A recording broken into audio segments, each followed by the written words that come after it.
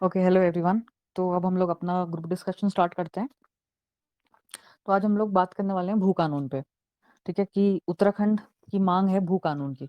तो पहले थोड़ा बहुत मैं आप लोगों को इसका इंट्रोडक्शन दे दूं, उसके बाद हम लोग डिस्कस कर लेंगे कि भू कानून के pros and cons and all, right.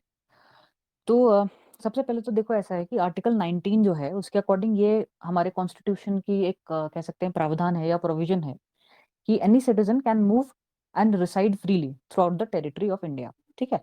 तो उसका अर्थ ये है कि आप जो है कोई भी इंडियन सिटीजन है तो वो फ्रीली मूव कर सकते हैं, कहीं भी जाकर के रह भी सकते हैं, कहीं भी जाकर के ट्रैवल कर सकते हैं।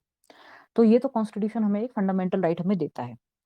बट कुछ रीजनेबल रिस्ट्रिक्शंस भी उसमें लग सकते हैं। फॉर एग्जाम्पल, जैसे कोविड के टाइम पे हुआ था तो लॉकडाउन था, तो उस टाइम पे free movement was not allowed.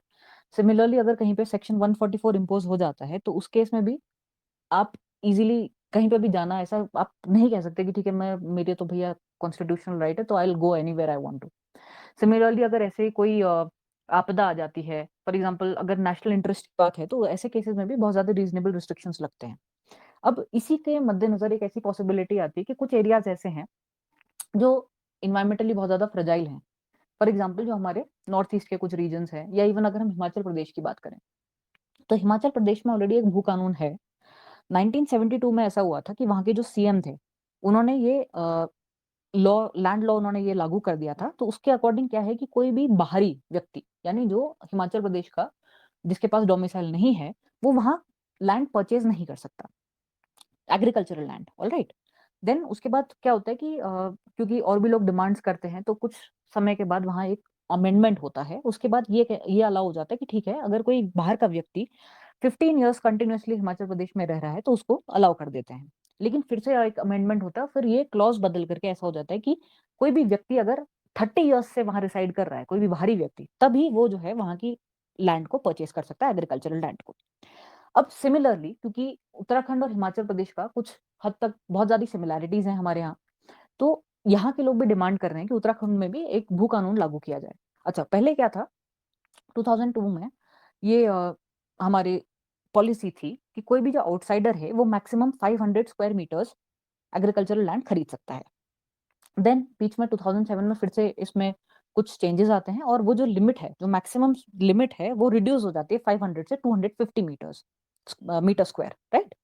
Then क्या होता है कि 2018 में एक ऑर्डिनेंस पास होता है, तो उसकी वजह से ऐसा होता है कि आपका जो मैक्सिमम लिमिट है वो कंप्लीटली हट जाती है। गवर्नमेंट ये कहती है कि हम इस लिमिट को इसीलिए हटा रहे हैं ताकि बाहर के लोग यहाँ इन्वेस्टमेंट करें, और इन्वेस्टमेंट होने की वजह से जब वो यहाँ की लैंड परचेज करेंगे, यहाँ इन्वेस्टमेंट करेंगे, तो यहाँ हमारे इंफ्रास्ट्रक्चर डेवलपमेंट होगा, यहाँ के लोगों को एम्प्लॉयमेंट मिलेगा और हमारे स्टेट का डेवलपमेंट हो जाएगा। ठीक है। बट ये चीज ऑब्जर्व करी जाती है कि बाहर के लोग आते हैं, परचेज कर लेते हैं यहाँ के लोगों से उनकी जमीन, बट जिस मेन पर्पस से वो लोग जमीन को खरीद रहे हैं, फॉर एग्जाम्पल अगर किसी ने बोला कि मैं यहाँ पर जो है टूरिज्म के लिए कुछ करूंगा, तो वो उस पर्टिकुलर इस्तेमाल में ना ला करके उसको किसी और चीज के लिए यूज कर रहे हैं, या ऑफन वो जो है लैंड यूज ही नहीं हो रही है। ठीक है, ये चीज ऑब्जर्व करी गई। दूसरा ऐसा एक और चीज ऑब्जर्व करी गई कि बाहर के कई लोग आकर के ऐसे एरियाज में भी इंक्रोचमेंट कर दे रहे हैं जो कि वैसे तो गवर्नमेंट का एरिया है। फॉर एग्जाम्पल कुछ फॉरेस्टेड एरियाज हैं, वहां कुछ ऐसे रिलीजियस स्ट्रक्चर्स को कंस्ट्रक्ट कर दिया जा रहा है और एक तरीके से लैंड को दबाने की प्रक्रिया जारी है। तो यहाँ के लोग इस बात से ये डरे हुए हैं कि जो अगर लिमिट नहीं होगी तो हमारी जो जमीन है, जो हमारा पानी है, जो हमारे फॉरेस्ट है, उनको खतरा है। पहले तो क्योंकि ऑब्वियसली हम लोग इन्वायरमेंट को लेकर के बहुत ज्यादा सजग है हमारा स्टेट, तो उसमें भी हम लोगों का इम्पैक्ट पड़ रहा है। दूसरा क्या है कि यहाँ के जो फोक कल्चर है या जो ट्रेडिशन है उसको भी नुकसान माना जाता है कि ठीक है बाहर के लोग आएंगे, हमारे जो कल्चर उसको डिस्ट्रॉय कर देंगे। क्योंकि क्या होता है, स्टार्टिंग में वो जो है खरीद लेते हैं और बाद में जिनसे लैंड खरीदी है वही उन लोगों के यहाँ काम करने लगते हैं। उन्होंने सपोज कोई होटल खरीदा तो उसी में फिर वो एज अ वर्कर काम करने लग जाते हैं। तो ये लगता इसके अगेंस्ट जो है यहाँ की लोकल सिटीजन जो है वो, इसलिए वो ये मानते हैं कि भू कानून लाना बहुत जरूरी है, अदरवाइज बाहर के लोग आकर के हमारी जमीन एक तरीके से हड़प लेंगे। और जहां तक बात है, अगर हम बात करें एम्प्लॉयमेंट अपॉर्चुनिटीज की या डेवलपमेंट की, तो जिस तरीके से हिमाचल प्रदेश में ये रूल है, स्टिल वहां काफी हद तक डेवलपमेंट हुआ है। तो यहाँ के लोगों का ये मानना है कि जिस तरीके से हिमाचल प्रदेश ने प्रोग्रेस करी है, तो सिमिलरली हमारा स्टेट भी प्रोग्रेस कर सकता है और हमें बाहर से ऐसे इन्वेस्टमेंट की या बाहर वाले लोग हमारी लैंड खरीदे उसकी जरूरत नहीं। ऑलराइट। तो ये एक इशू है, एंड ये इशू काफी समय से चल रहा था। बहुत सारे लोग इसकी डिमांड कर रहे थे कि नया भू कानून आना चाहिए। तो उसके लिए कमेटी बनाती है हमारी गवर्नमेंट। वो कमेटी बनती है जो हमारे रिटायर्ड सेक्रेटरी हैं सुभाष कुमार, ये कॉन्स्टिट्यूट होती है 2021 में, और अभी 2023 में ये अपने रिकमेंडेशंस देती है। अराउंड 23 रिकमेंडेशंस हैं उनके। तो उनके सामने क्या चैलेंज था कि उनको, मतलब या गवर्नमेंट को हम कह सकते हैं कि बैलेंस करना है, एक तो लोकल इंटरेस्ट और दूसरी तरफ है आपका इन्वेस्टमेंट, ऑलराइट। तो इसको बैलेंस बनाते हुए उन्होंने कुछ रिकमेंडेशंस दिए हैं। जैसे फॉर एग्जांपल उन्होंने बोला है कि अगर कोई इंक्रोच करता है पब्लिक लैंड को, चाहे वो रिवर्स के अराउंड हो, कैनाल्स के अराउंड हो, फॉरेस्ट्स में हो, जैसे बिल्डिंग्स बना दी कहीं पे या रिलीजियस स्ट्रक्चर्स बना दिए, अगर ऐसा कुछ सब सुनने में आता है तो उन लोगों के लिए स्ट्रॉन्ग पनिशमेंट या स्ट्रिंजेंट पनिशमेंट का प्रावधान उसमें लाया गया है। दूसरा, उन्होंने ये एनालाइज किया कि जितनी भी लैंड खरीदी जा रही है उनको एक पर्टिकुलर टाइम फ्रेम दिया जाता है कि इतने टाइम में आप यहाँ पे ये डेवलप कर लो। फॉर एग्जांपल किसी ने बोला कि मुझे ये लैंड चाहिए और मैं यहाँ पे होटल बनाऊंगा इतने इतने टाइम में, लेकिन रिव्यू किया गया तो जो उसने बोला था, जिस पर्सन ने क्लेम किया था कि मैं यहाँ पे होटल बनाऊंगा, वहां पे उसने उस पर्टिकुलर काम के लिए उस लैंड को यूज नहीं किया। तो इस तरीके के कुछ उसमें रिव्यूज या कह सकते हैं रिकमेंडेशंस हैं कि क्या करना चाहिए। ठीक है, तो उनका ये भी मानना है कि हिमाचल प्रदेश की जो रूल्स हैं, रेगुलेशंस हैं, उसके कुछ पॉइंट्स हम यहाँ इनकॉर्पोरेट कर सकते हैं। All right. तो रिकमेंडेशंस तो चले गए गवर्नमेंट के पास। अब गवर्नमेंट के सामने ये बेसिक चैलेंज कह सकते हैं आप कि एक तरफ उनको इन्वेस्टमेंट देखना है और दूसरी तरफ लोकल इंटरेस्ट देखना है। तो अब रिकमेंडेशंस पहुंच चुके हैं, गवर्नमेंट इसमें विचार मंथन कर रही है और हो सकता है कि आने वाले टाइम में भू कानून लागू हो जाए, लेकिन अभी भी फिलहाल ये लागू नहीं हुआ है। तो ऐसे सिचुएशन में अब आप लोगों के लिए ओपन एंडेड डिस्कशन है कि इसमें आपका भू कानून के विषय में आपका क्या कहना है, क्या आपका मानना है और क्या सही रहेगा। क्या हमें डेवलपमेंट की ओर ध्यान देकर के इन्वेस्टमेंट खोल देना चाहिए सभी लोगों के लिए, या हमें लोकल इंटरेस्ट को ध्यान में रखते हुए भू कानून को स्ट्रिक्ट बनाना चाहिए ताकि बाहर के लोग आकर के हमारे यहाँ जमीन ना खरीद पाए। या आपके पास अगर और कोई ऑल्टरनेटिव सोल्यूशन है तो आप वो भी बता सकते हैं। Alright, so now the discussion is open, तो अपने अपने पॉइंट्स आप रख सकते हैं।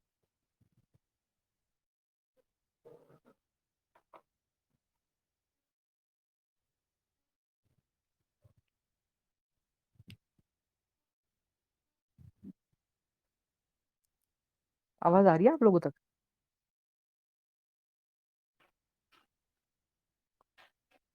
आवाज नहीं आ रही है क्या आप लोगों को? हेलो? आ रही है ma'am. Okay okay okay okay, बोलिए।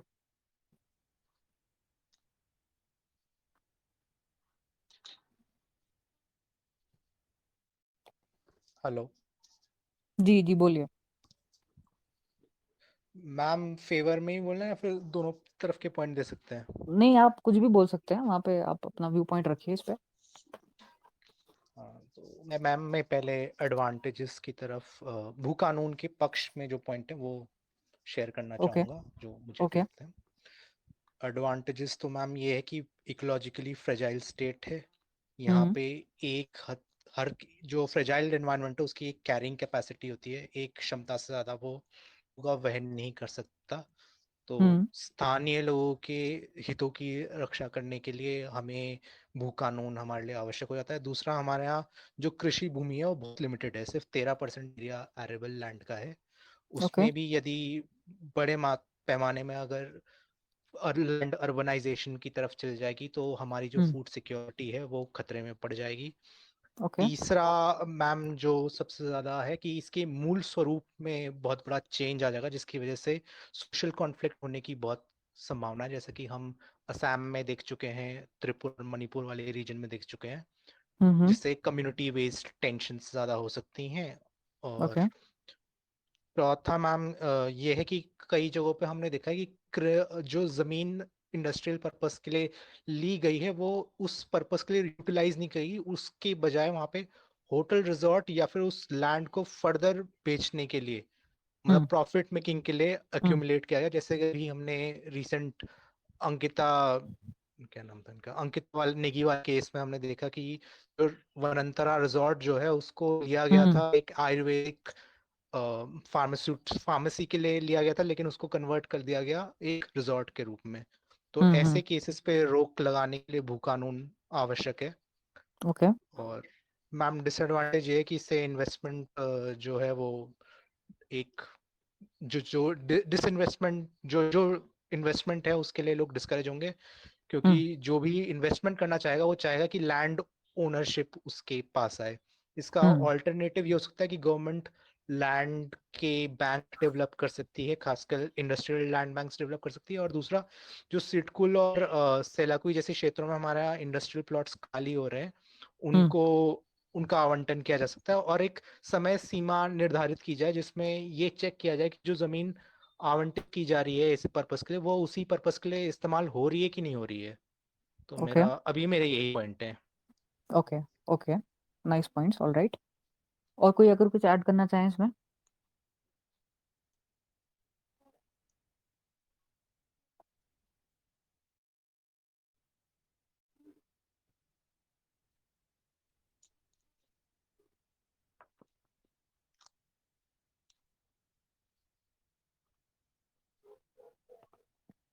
बोलिए भाई, अपना व्यू पॉइंट रखिए।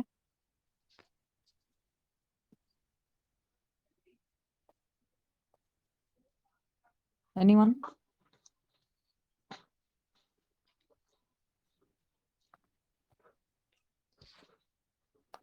इसमें मैम मैं थोड़ा और ऐड करना चाहूंगा कि जी जी बोलिए।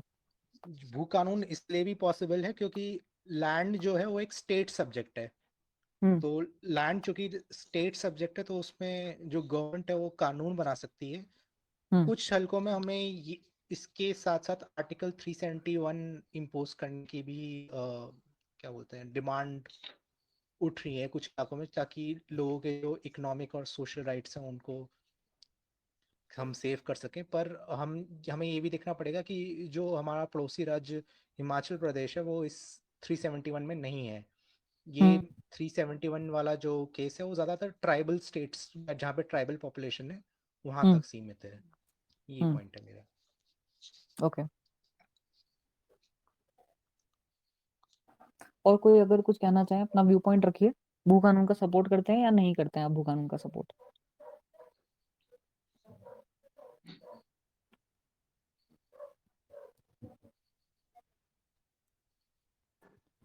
मैम मैं कुछ पॉइंट रखना चाहूंगी। जी बोलिए। हाँ जी, मैं बिल्कुल फेवर में हूँ कि एक स्ट्रिक्ट भू कानून आना चाहिए उत्तराखंड में। हम्म उसका सबसे पहला कारण यह है कि जब उत्तराखंड फॉर्मेशन ही हुआ था, हम्म तो उसका सबसे बड़ा कारण ये है कि डेवलपमेंट के एक तरीके भू कानून हो कि यहाँ हम्म पर जिन जो बाहर से आके कोई भी एग्रीकल्चर लैंड को ना खरीद पाए, कोई बाहर इंटरफेरेंस ना हो पाए। तो सबसे हम्म पहले कि यहाँ पर जो भी बाहर से आके जमीन खरीद एग्रीकल्चर पर्पजेज के लिए खरीदते हैं, लेकिन वो नॉन एग्रीकल्चर पर्पजेज के लिए यूज होती है। तो ऑलरेडी हम्म यहाँ पर सिर्फ 11 to 12% एग्रीकल्चर लैंड है। तो एग्रीकल्चर हम्म लैंड जो कि पहला ये पॉइंट है कि नॉन एग्रीकल्चर पर्पजेज के लिए यूज हो रही है। दूसरा हम्म ये कि जो हमारे समकालीन हिली एरियाज है लाइक हिमाचल प्रदेश, असम, वो ऑलरेडी हम्म उनके पास स्ट्रिक्ट लॉज हैं। जम्मू हम्म कश्मीर हाँ अब ओपन हुआ है, लेकिन वहां पर भी अभी सेफ नहीं है इस पर। तो पूरे हम्म इंडिया में एंटरप्रेन्योर्स है, क्योंकि टूरिज्म सेक्टर उत्तराखंड का काफी पॉपुलर है, तो कहीं ना हम्म कहीं पूरे एंटरप्रेन्योर कह दो या इन्वेस्टर्स का जो फोकस है वो उत्तराखंड में ही है। तो अगर हम्म बाहर के लोग, अगर हम कोई भी स्ट्रिक्ट लॉ लागू नहीं करेंगे, अगर हम इस प्रॉब्लम को एड्रेस नहीं करेंगे, तो बहुत हम्म सारे इन्वेस्टर्स उत्तराखंड में आके हम्म अपना प्रभाव डाल सकते हैं, जिससे कि यहाँ के लोगों का वो प्रभाव नहीं रहेगा। एट द एंड हम्म हम ये कह सकते हैं कि यहाँ की जो संस्कृति है, यहाँ के हम्म लोगों का, क्योंकि वो खुद कंपनीज के ओनर है, तो यहाँ के लोगों को वैसे रोजगार ना मिलना, वैसे रूल्स एंड रेगुलेशंस के साथ उनको ना रोजगार मिलना, तो यहाँ हम्म की जो लोकल कल्चर है वो पूरी तरीके से डिस्टर्ब हो सकता है। तो क्योंकि उत्तराखंड ओके हिली एरिया है, ये भी प्रोटेक्ट होना चाहिए। और ओके बाकी ये है कि यहाँ पर एक एक बहुत इम्पोर्टेंट रीजन ये भी है कि ऑलरेडी हम लोग एक एक है यहाँ एरिया है, तो यहाँ ऑलरेडी हम कोई भी डेवलपमेंट करते हैं। तो अगर हम एरिया आके लगाने की अपॉर्चुनिटी दे दें, तो हम हम्म इन्वायरमेंट लॉ का बहुत बड़ा कारण होता है। मतलब एक स्ट्रिक्ट लॉज लास्ट में आना थोड़ी चाहिए, अभी तक तो थोड़ी मैं ये वॉइस पॉइंट रिकॉल कर डिस्टॉर्ट। पा रही हूँ। ओके ओके ओके हाँ ऑल जी राइट। मैम, थोड़ी अभी वॉइस मैं यही डिस्टॉर्ट हो पॉइंट रही थी रिकॉल लास्ट कर में। पा रही हूँ। जी जी okay okay okay okay okay. Okay और कोई अगर ओके। कुछ कहना चाहें?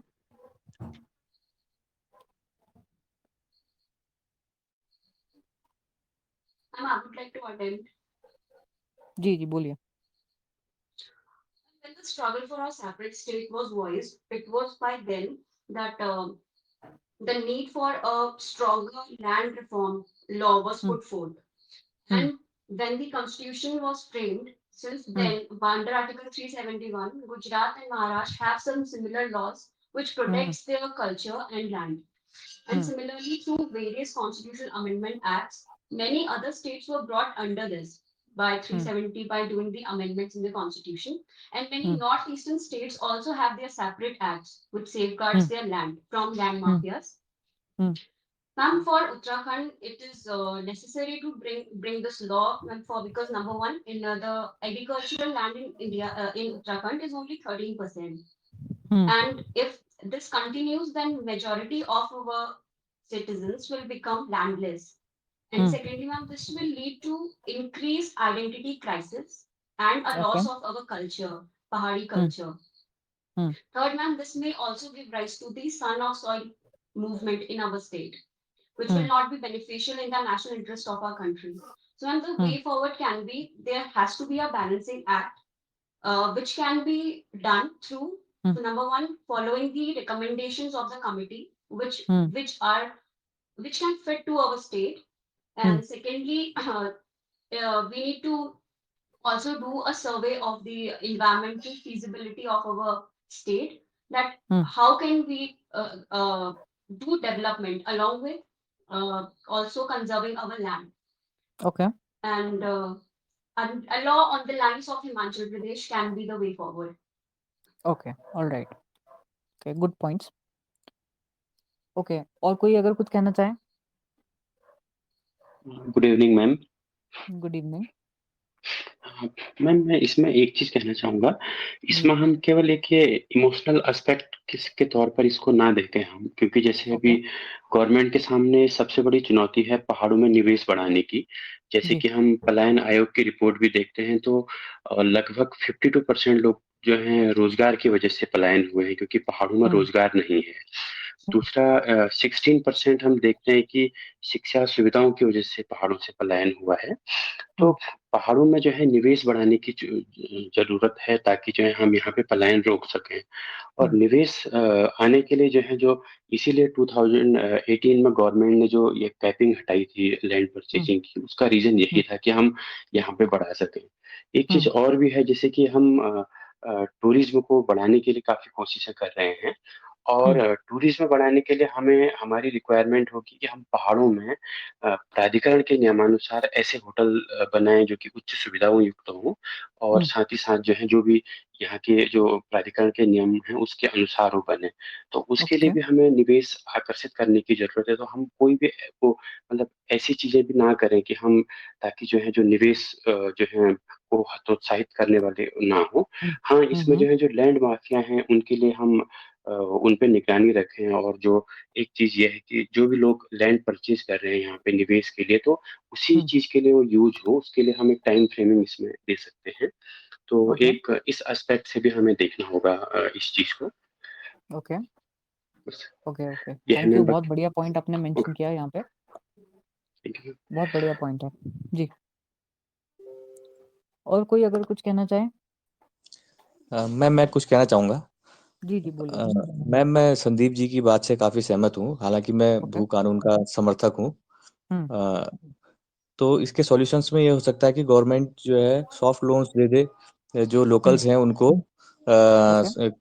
होम स्टे वगैरह बनाने के लिए, और जो बाहर के इन्वेस्टर्स हैं उनको जो हमारी वेस्ट लैंड्स हैं उनको लीज पे दे सकती है। जो वेस्ट लैंड्स हैं जो कोई यूज में नहीं है तो उनको लीज पे दिया जा सकता है। तो 20 ईयर्स लीज, 30 ईयर्स लीज, इस तरीके से लीज पे दिया सकता है। और उसके लिए कमेटी बनाई जा सकती है जो कि कैरिंग कैपेसिटी और अदर एस्पेक्ट्स जो इकोलॉजिकल एस्पेक्ट्स है उन सबको देख के, जो कि ये सब इन लोन्स को और जो भी बाहरी इन्वेस्टर्स हैं उनके जो प्रोजेक्ट्स हैं उनको पास करे, उसके लिए कमेटी बनाई जानी चाहिए। तो मैं ये सॉल्यूशंस में ये सॉल्यूशन देना चाहूँगा। Okay okay, alright, thank you. काफी अच्छे पॉइंट्स दिए आपने भी।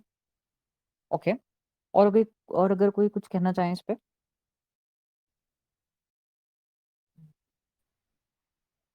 Good evening ma'am.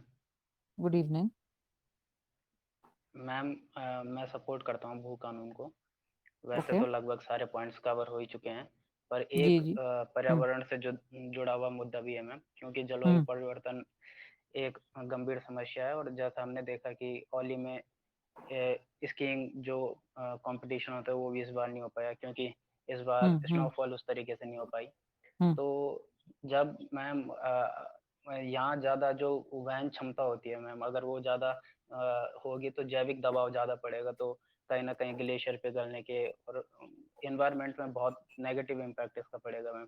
तो ओके।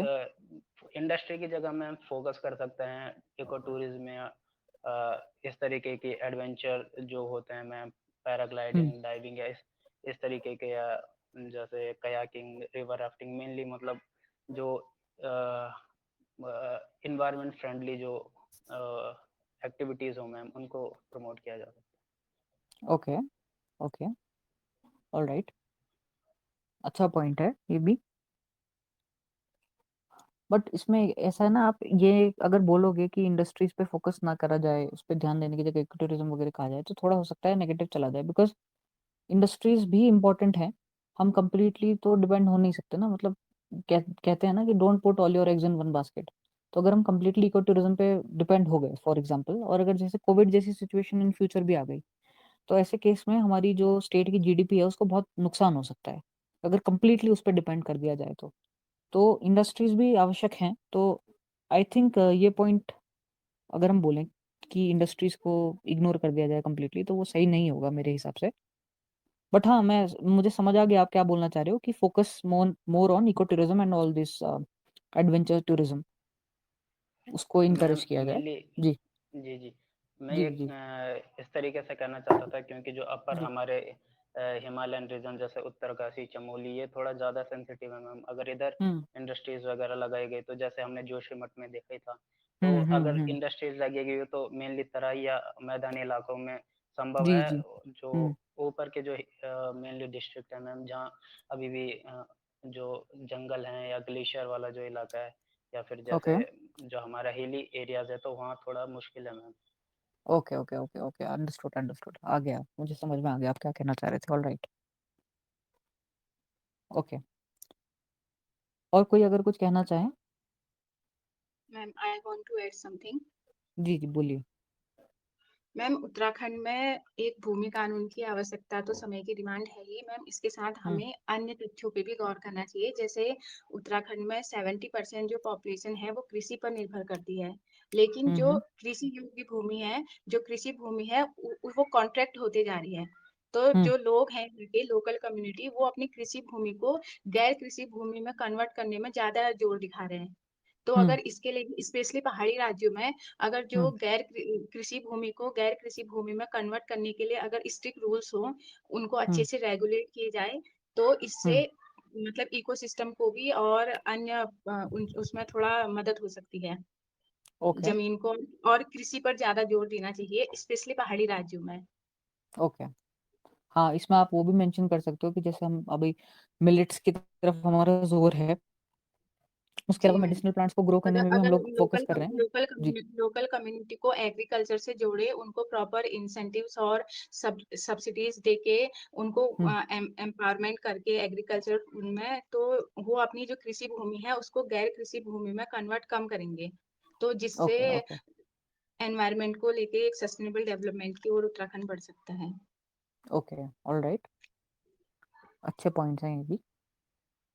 ओके। मैम जैसे मैम ने अभी कहा, तो उसी को हम्म आगे बढ़ाते हुए हम्म जैसे मेन प्रॉब्लम ये है कि जो कृषि है उससे उतना आउटपुट आ नहीं रहा है, तो उसका एक रीजन ये हम्म भी है कि जोतों का जो आकार है वो बहुत छोटा होता जा रहा है। हम्म क्योंकि जैसे पैतृक जो जमीन होती है वो भाइयों में बढ़ती है, फिर उनके बच्चों में, तो जोतों का आकार काफी छोटा हो गया। तो एक तरीके से अगर चकबंदी या इस तरीके की की जाए, तो इससे आउटपुट यील्ड थोड़ा बढ़ाई जा सकती है, जिससे थोड़ा कृषि की तरफ भी जो है अट्रैक्ट होंगे लोग। Okay, all right all right. तो यहाँ पर इन्होंने एक सजेस्ट किया है सॉल्यूशन, कि लैंड कंसोलिडेट करी जाए, क्योंकि लैंड जो आपकी है पर पर्सन जो है, आपका लैंड होल्डिंग जो है कम होती जा रही है, काफी कम है। अगर आई थिंक 0.7 है, ऐसा कुछ है, डेटा मुझे ध्यान नहीं है। पर पर्सन कितना हेक्टेयर, एक बार कंसल्ट कर लेना उसमें, बुक में क्या है एग्जैक्ट। 0.89।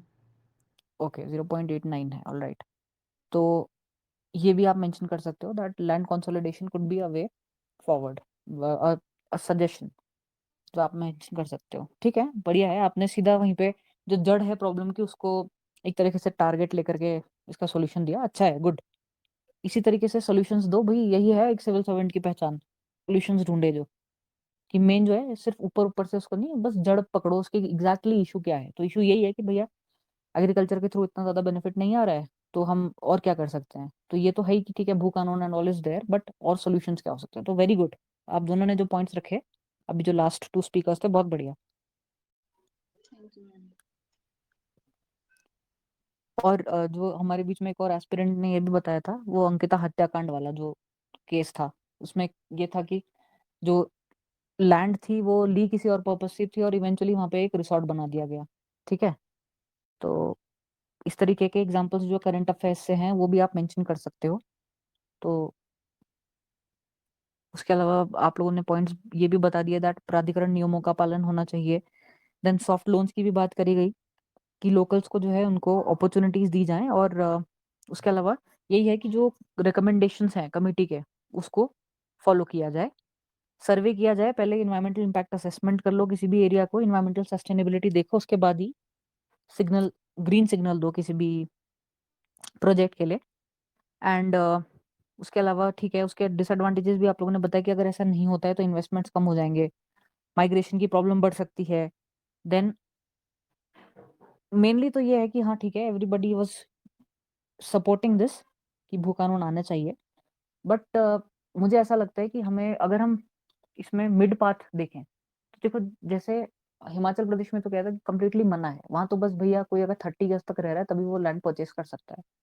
उत्तराखंड में जैसे पहले जो सीलिंग थी, तो अगर हम वही चीज रिवाइज करें कि सीलिंग रख दो, तो दैट कुड बी वे कि उससे हमारी दोनों चीजें सॉल्व हो जाएगी। ठीक है, इतना ज्यादा कोई बाहर का पर्सन इतनी ज्यादा लैंड भी नहीं इकट्ठा कर, मतलब परचेस कर रहा है कि हमारी जो है एक तरीके से पूरी तरीके से संस्कृति खराब हो गई या खत्म हो गई या कल्चर पे पूरा इम्पैक्ट पड़ गया, वो भी चीज है। और दूसरा, ऐसा भी नहीं हो रहा है कि भैया इन्वेस्टमेंट भी नहीं हो रहा है, क्योंकि एक पर्टिकुलर लिमिट है। जैसे पहले 500 स्क्वायर मीटर्स थी, फिर उसको 250 किया गया, तो may be that could be revived.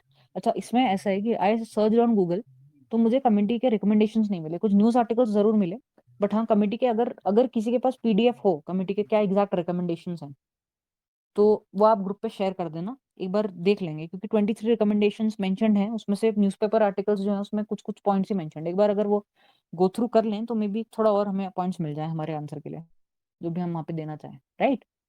तो और अगर कोई कुछ कहना चाहें तो कह सकते हैं, otherwise we'll end the session.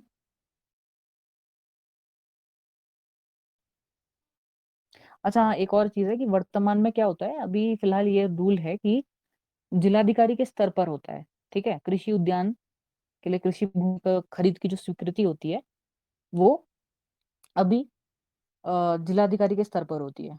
ठीक है,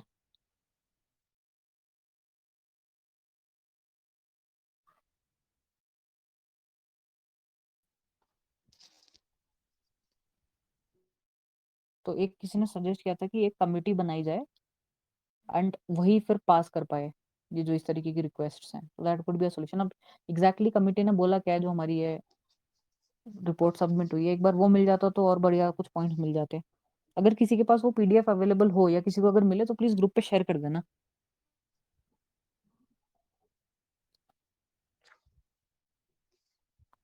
किसी और को कुछ कहना है इस पे? मैम एक उसमें है एडवांटेज में है कि जैसे आपने कहा कि जी। कमेटी स्तर पे मतलब जो जमीन की खरीद फरीद है वो उसको अनुमति दी जाए, तो इससे भ्रष्टाचार बढ़ेगा, क्योंकि पावर्स जो होंगी वो कुछ ही लोगों के हाथ में कंसंट्रेट हो जाएगी। तो बट लैंड अभी भी यूज तो चेंज जिलाधिकारी कराना। के पास है ना, अभी भी तो जिलाधिकारी के पास है ना इसकी पार। तो उस हिसाब से देखा जाए तो फिर कमिटी में ज्यादा लोग हैं, जिलाधिकारी तो एक सिंगल पर्सन इज डिसाइडिंग अभी तो। मैम जो जिला अधिकारी पावर कमेटी को देने के लिए है वो इसलिए है कि प्रोसेस थोड़ा और टफ हो जाए, उसकी स्क्रूटनी और ज्यादा हो जाए।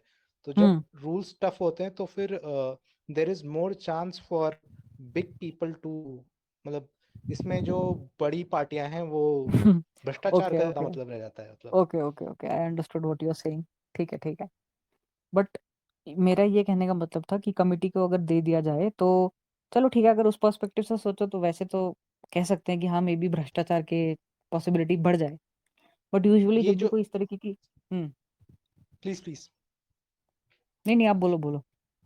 मैम, ये जो अजेंद्र अजय कमेटी है जो बद्रीनाथ केदारनाथ के कमेटी के चेयरमैन है, जो इसके मेंबरान रहे हैं, उसमें उसकी रिकमेंडेशन ये है कि एक क्या बोलते हैं जोनल स्तर पे इसकी वो तैयार किया जाए, इसकी जो अप्रूवल देने की जो कमेटी है उसको मतलब जोन लेवल पे गढ़वाल का अलग और इस हिसाब से करवाया जाए।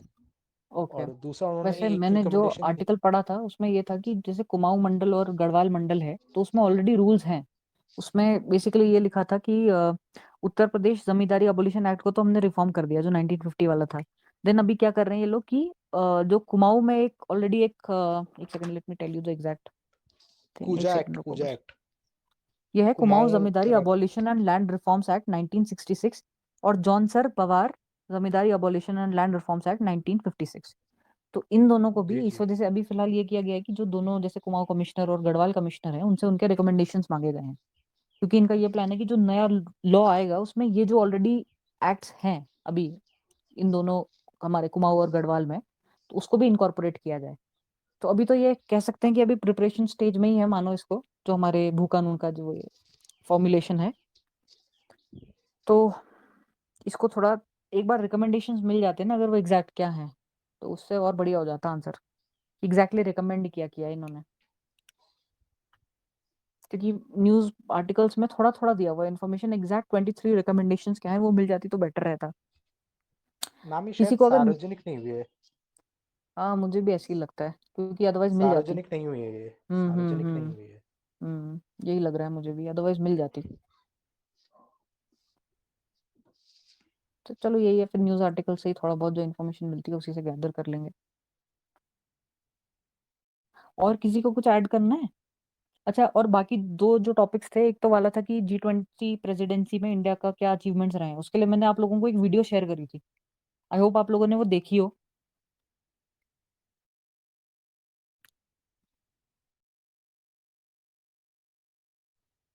एक यूट्यूब का मैंने लिंक शेयर किया था, उसमें डीडी न्यूज का था वो, उसमें अचीवमेंट्स के बारे में थोड़ा एक डिस्कशन था। I think half an hour की वीडियो थी, अगर आप लोगों ने देखी हो तो वेल एंड गुड। और तीसरा टॉपिक ये था कि हिली वर्सेस प्लेन्स डिस्कशन का, तो अभी तो खैर काफी टाइम हो गया है, कल देखते हैं, अदरवाइज ये टॉपिक्स डिस्कस कर लेंगे कल। आज का डिस्कशन फिर एंड करते हैं अगर किसी और को कुछ कहना नहीं है तो।